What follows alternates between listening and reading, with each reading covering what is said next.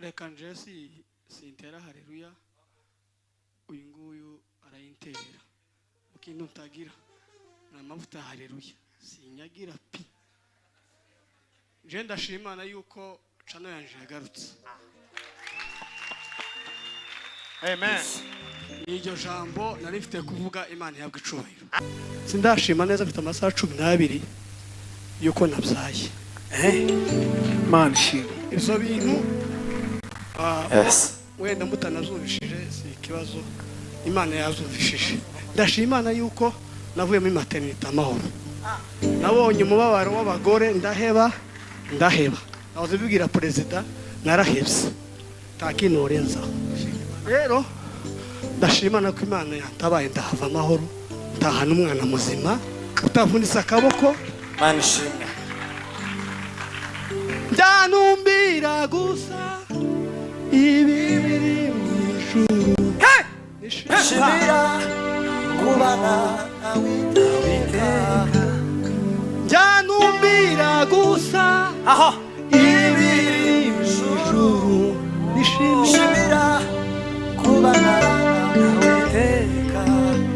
reka nubahirize gahunda turasirima muhamagare gasinzi. No reka. Amen. Uravuga. Semeni haleluya. Mube nkabipanga dutambe hanyuma dutanga umwanya curanga yo. Mukongo mana riye. Babiri gusa. Wina. Bubaye. Kominga. Hanyuma wamusubiza wako. Curanga mukongo ma. Tu. Oya. Ya indi yaririmo wa data.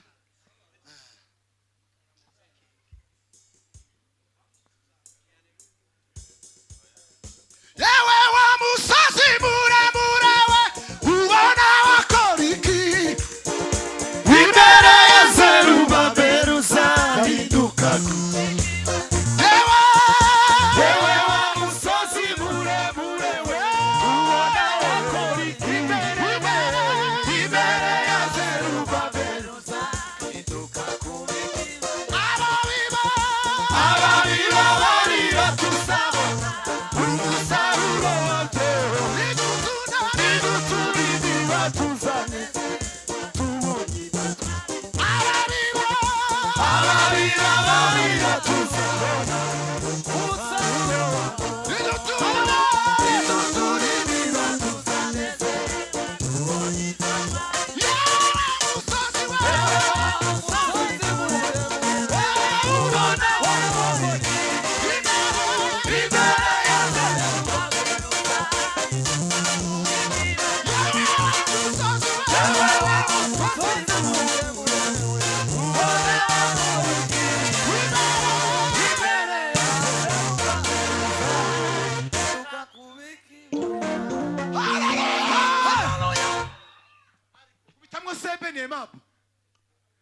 tuzamura Imana ibiganza tuvuga ngo ibyiza mbona nibi bigira gute kwizera Umwami Yesu. Twagiye data nitumara dusirimbe ibyiza mbona nibi kwizera Umwami Yesu.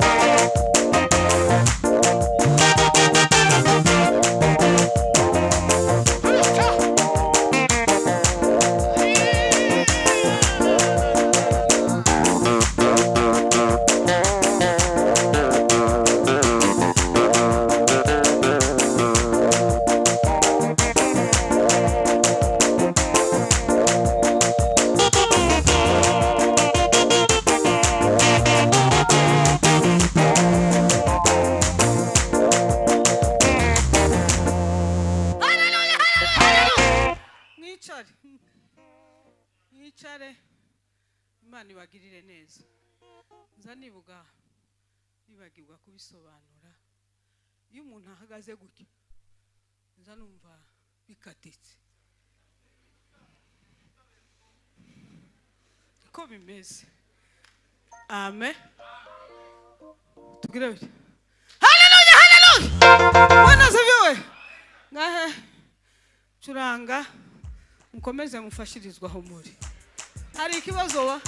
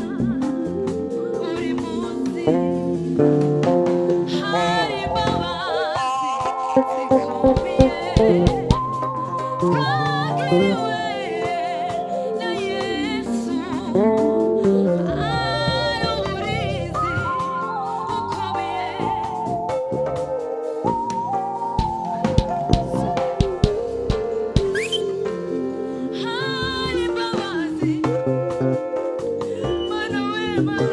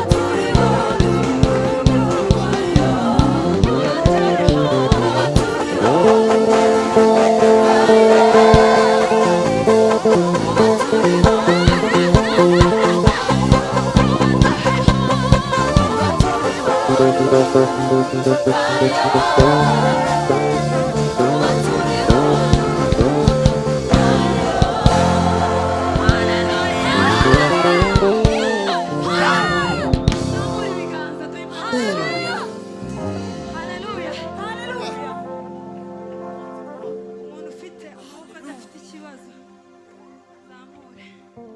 zamura ibiganza. Haleluya, haleluya, haleluya, haleluya, haleluya, haleluya, haleluya. Ijambo ry'Imana riravuga ngo Imana izikoresha ibipfu by'ibibwiriza. Tugiye gukoresha udutambaro gusa, tuzamure gusa.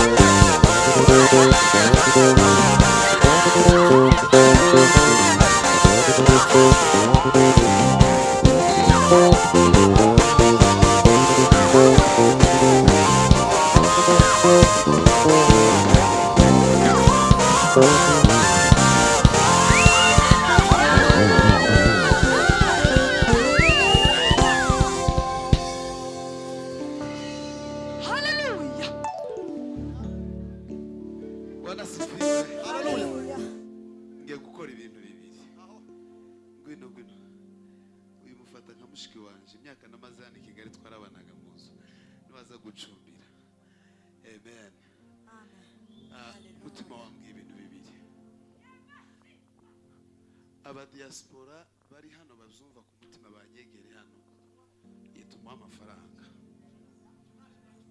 Navuga abadiaspora kubera ko ariko twazanye uri hano udafite ubushishe bwinshi muzi hano uratanga izo ufite nta kibazo tutanga kizanje ico ni kimwe ya turayamuha mu madolari. Ikindi cya kabiri umutima wambwiye ngo musengere numva no muhumekera ku mwuka naje mfite harabari hano munyegere. Patrick ngwino bagiye hanyuma bakomeze baririmbe. Niba nta bandi basigaye nta kibazo. Yes. Okay. Tubaye bane. Harundi Imana igumugisha. Twiranje bizagere ku inde. Shuti yaje Madame Kanyamba uhagaze gwino hano mweruka muri mene dore nundi tubaye barindwi sibyo twari kumwuzuriza nk'igihumbi basi tumwuzurize nk'igihumbi basi 3 6 7 8 nibyo mbaze neza tubaye 8 harabura 2 nta wundi nawe uratanga mama yego tubaye 9 turabura umwe twuzuze kandi muyatange mu madolari apana mu Rwanda. Yes. Okay, nta kibazo andasigaye ubwo ndayongeraho. Ku cyumweru utayafite mbwire mukabe ku cyumweru uzoyamuhisha ku cyumweru bizogere yabonye ico gihumbi c'amadolari. Mana mu izina rya Yesu Kristo. Hey! Umwuka wawe ari kuri twebwe.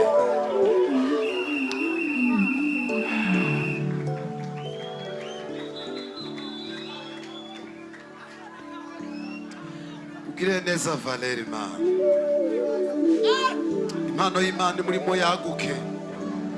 Umukozi kara ku munwa. Umushigikire umukomereza amaboko.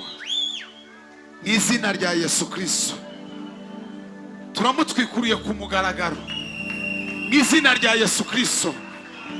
Yakira imbaraga z'umuriro. Umwuka w'umuriro ku buzima bwe. Imbaraga z'Imana zibe ku buzima bwe. N'izina rya Yesu Kristo. N'izina rya Yesu Kristo.